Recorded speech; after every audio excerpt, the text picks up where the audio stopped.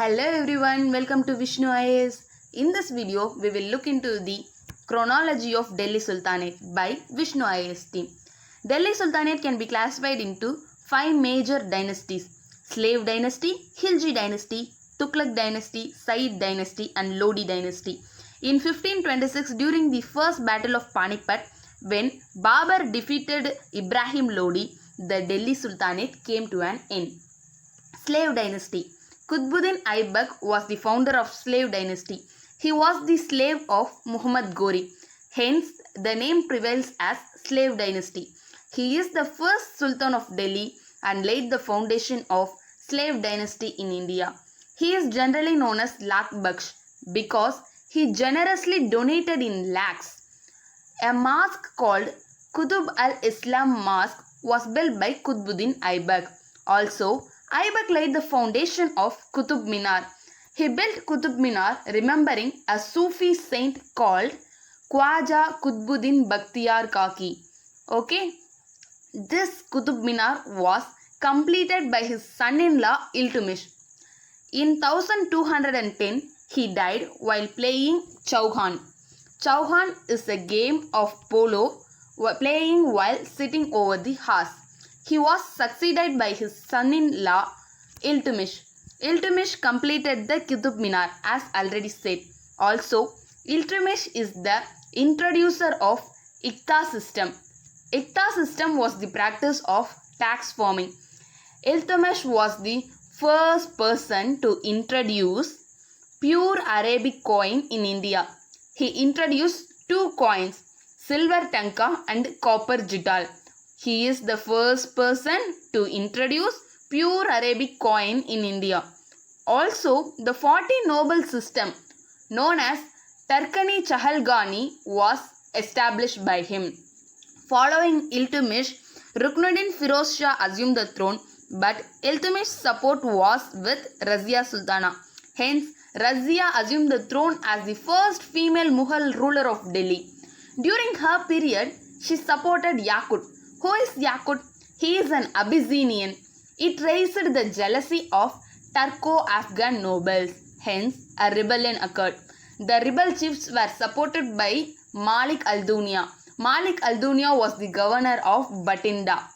Though Yakut is one of the reasons, the real reason for the conspiracy was her Wazir Nizamul Mulk Junaidi. Razia could not control the situation and so she married that Malik al-Dunya. She tried to stage a comeback but she was killed. After Razia, Masud Shah assumed throne and Nasruddin Muhammad assumed throne.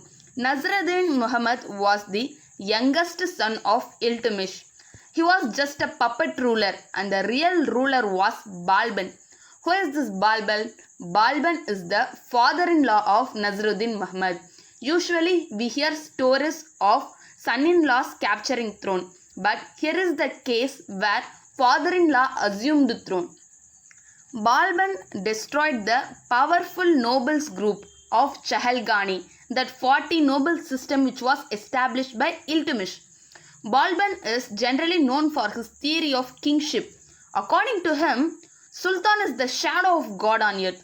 He borrowed court etiquettes from Iran and introduced the ceremonies of Sijda, Paibos and Nowruz. What is Sijda? Prostration before the monarch's feet. Paibos, it is the kissing of monarch's feet.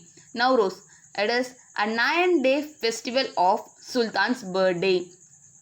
Following Balban, Kaikubad, the grandson of Balban, assumed the throne in 1286. After Kaikubad, his son Kaimur assumed the throne. Kaimur was killed by Jalaluddin Khilji. Thus, the slave dynasty came to an end and the Khilji dynasty had a start. Khilji dynasty. Jalaluddin Khilji is the founder of Khilji dynasty. He was succeeded by his son-in-law Alauddin Khilji. Alauddin Khilji is a notable ruler in Khilji dynasty. He was the first sultan who attempted the conquest of South. He fixed the prices of necessary commodities which were below the normal market rates. Officers called Diwani Riyasat were appointed in the office called Shahana-e-Mandi. Why? To standardize the market.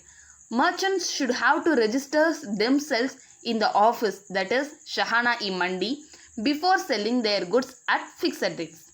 He was the first one to bring the standing army system. Also, in constructions, he constructed Alai Darwaza, the palace of 1,000 pillars, and the fort of Siri. After him, Mubarak and Khusro Khan assumed throne, but they were weak rulers. Thus, the Khilji dynasty came to an end and the Tughlaq dynasty had a start in 1320. Tughlaq dynasty was founded by Ghiyasuddin Tughlaq. Okay, he was the founder of Tughlaqabad. He put down the revolt of Ghiyasuddin Bahadur in Bengal. After putting down the Bengal revolt, he was returning from Bengal. But due to the collapse of a wooden pavilion, he died in 1325. Jauna Khan succeeded his father in 1325 under the title of Muhammad bin Tughlaq. That is, Ghiyasuddin Tughlaq was succeeded by his son Muhammad bin Tughlaq. Muhammad bin Tughlaq, he raised the land revenue in Doab region and imposed many other taxes. But unfortunately, the rain failed and there was a terrible famine in the country.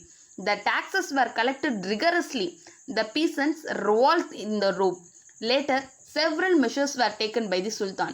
He created an agricultural department, Diwani Kohi, an agricultural department, Diwani Kohi, under the charge of Diwani Amiri Court to bring the barren land under cultivation. Okay, at the same time, agricultural loans were also given to dig the wells, to buy the seeds and to implement the agricultural process. Shikdars were appointed and given large sums of money to implement the scheme, but they were incompetent and the scheme failed. However, this scheme became a part of the agricultural policy of the Mughals. So, whose scheme became a part of agricultural party of Mughals? Muhammad bin Tughlaq. In 1327, he did a foolish act. He transferred his capital from Delhi to Devagiri along with his subjects. Why? To control South India. Devagiri was renamed as Daulatabad. But soon, almost within 3 years, he rechanged the capital to Delhi since he could not control the North India from the south. Coins. Muhammad Tughlaq chose to present copper coins and bronze coins instead of silver and gold coins. The individuals molded their own copper coins, they molded their own bronze coins. Hence, the new coins began to be incredibly cheapened in businesses. And so, this coin introduction was also a failure during his rule. At last, he died in Thatta while battling in Sindh against Taghi, a Turkish slave. Following him, Feroz Shah Tughlaq assumed the throne, generally known as Firoz Tughlaq. He carried out many reforms and works of public utility with the help of his able minister. His minister was Kani Jahan Makbul. He was a Hindu convert. He converted from Hinduism to Muslim. He revived the Jagir system which had been abolished by Alauddin Khilji and granted it to his military officials in lieu of cash salaries. The iktas granted and the post of officials and the soldiers was made hereditary. Since it was made hereditary, it had a great impact. It reduced the competent men and has a negative impact on the army. He organized the institution of slavery into a system and employed them in other production activities. A separate department, Diwani Bandagan, was established for the welfare of the people. What department? Diwani Bandagan. Why established? For the welfare of the people. Who established? Firoz Tughlaq. He established a charity bureau called Diwani Khairat for the help of poor persons, widows, orphans, through which pecuniary help was distributed for marriage of poor Muslim girls. Also, a charitable hospital called Darul Shafa was set up at Delhi. Okay. So, Three important things: Diwani Pandagan, Diwan-e-Khairat and Darul Shafa. Following Feroz Shah Tughlaq, Abu Bakr, Muhammad Shah, Alauddin Sikandar Shah and Nasruddin Muhammad consequently assumed the throne. After Nasruddin Muhammad, Daulat succeeded, but the governor of Multan, Kisar Khan, marched against him on behalf of Taimur and he took possession of Delhi in 1414 AD. Thus, Tughlaq dynasty came to an end and Sayyid dynasty had a start. Kisar Khan was followed by his son Mubarak Shah. Mubarak Shah issued his own coins. Mubarak Shah was succeeded by his two incompetent rulers, Muhammad Shah and Alauddin Alam Shah. Most of the provincial kingdoms declared their independence. Hence, Alam Shah surrendered the throne and retired in an inglorious manner to Badwan. Finally, Bakhlal Lodi captured the throne of Delhi with the support of Wazir Khan. So, Sayyid dynasty ended and Lodi dynasty started. Bakhlul Lodi is the founder of the Lodi dynasty. And subsequently, Sikandar Shah assumed the throne. After him, Ibrahim Lodi assumed the throne. In the first battle of Panipat in 1526, Babur defeated Ibrahim and killed him. He became the master of Delhi and Agra. This puts an end to the Sultanate and the rise of Mughal dynasty in India. Thank you.